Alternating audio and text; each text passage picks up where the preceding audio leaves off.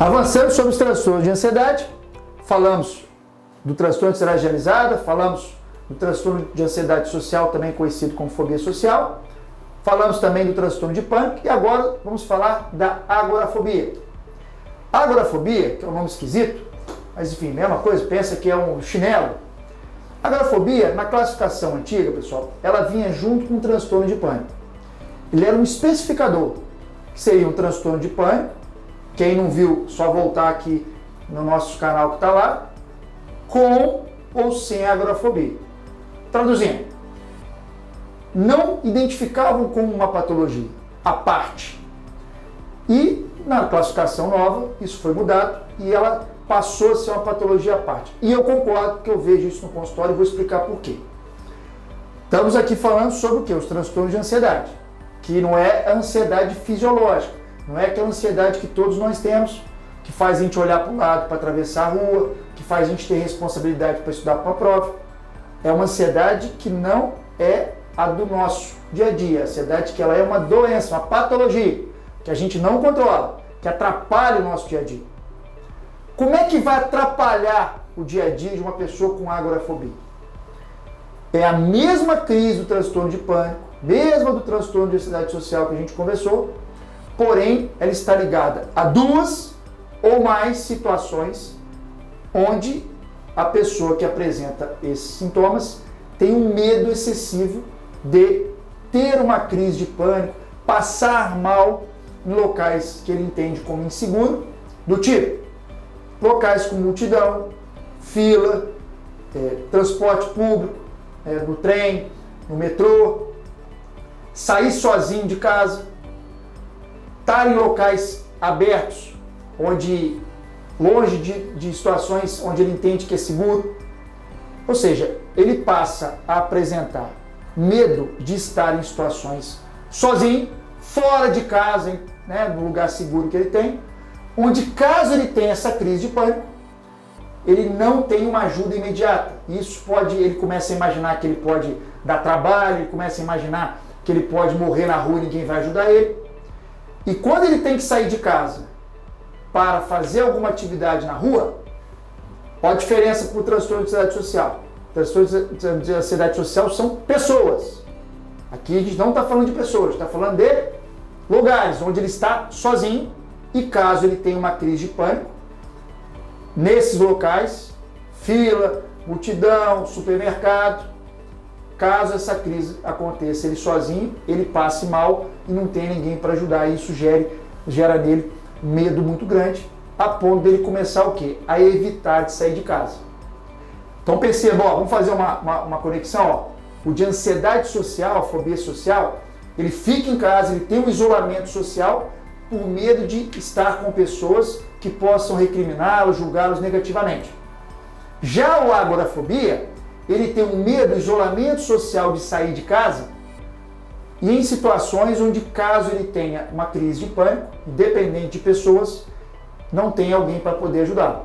Então a pessoa cada vez vai ficando mais restrita. Diferença do transtorno de pânico. Teoricamente, ele em casa não tem transtorno de pânico, não tem a crise de pânico. Diferente do transtorno de pânico, que tem a crise mesmo em casa. Porque no transtorno de pânico a diferença é que não tem o estímulo conhecido.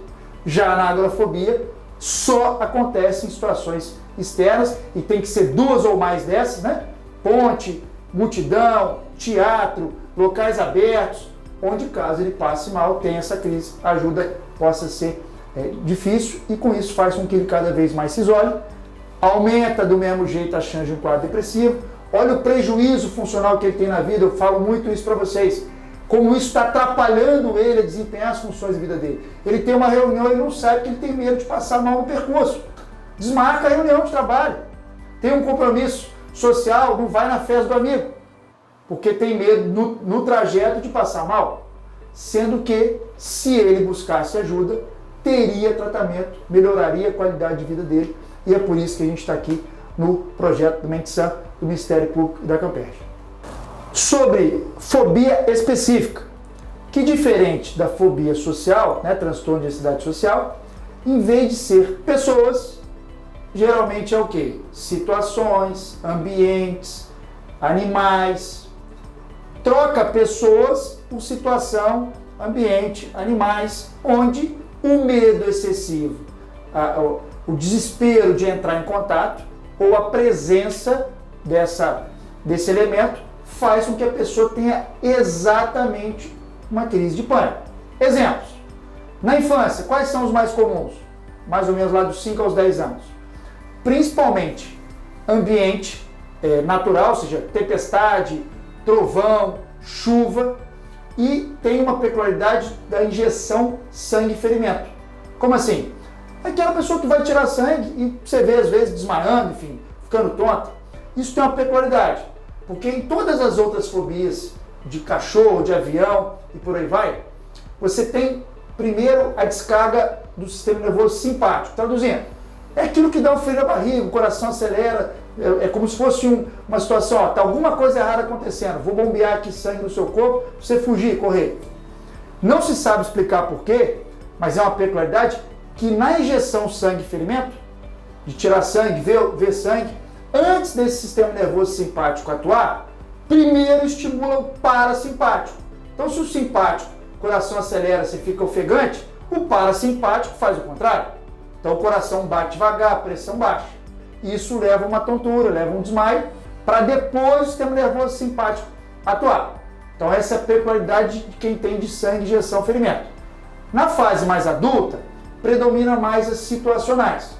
Por exemplo, andar de elevador, andar de avião. Porém, a diferença da agorafobia é que aqui é apenas uma situação. A agorafobia tem que ser 2 ou mais situações. Então, se ele chega para você, pai e mãe, eu estou com uma dificuldade muito grande de entrar no elevador, me dá uma crise de ansiedade muito grande, eu tenho que subir 10 andares de escada. Alguma outra situação você tem dificuldade? Não.